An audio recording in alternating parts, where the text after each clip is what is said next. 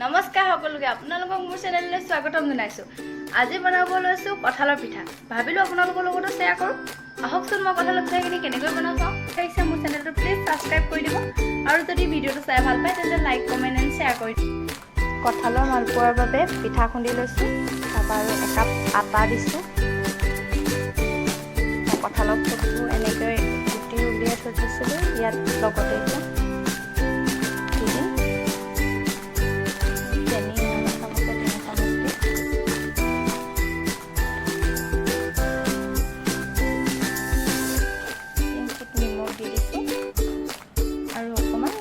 Powder দি দিছোঁ। এতিয়া mixer হাফখন ভালদৰে মাৰি গোটেইখিনি ভালদৰে গ্ৰাইণ্ড কৰি ল'ম।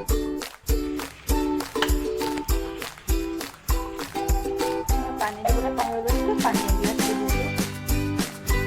সেইখিনি আমাৰ ধুনীয়াকৈ গুড়ি হৈ গ'ল। এতিয়া এনেকৈ বাচন এটাত উলিয়াই ল'ম গোটেইখিনি।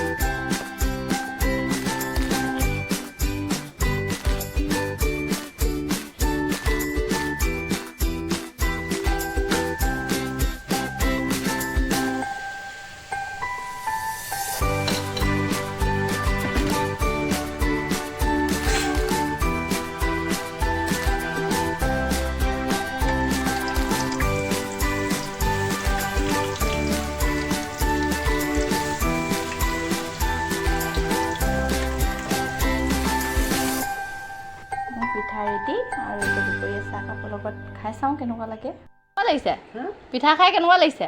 ভাল লাগে, ধুনীয়া লাগিছে। কঁঠাল অঁ সেইকাৰণে মাক কেনেকুৱা লাগিছে? এতিয়া জুখি চাইছা।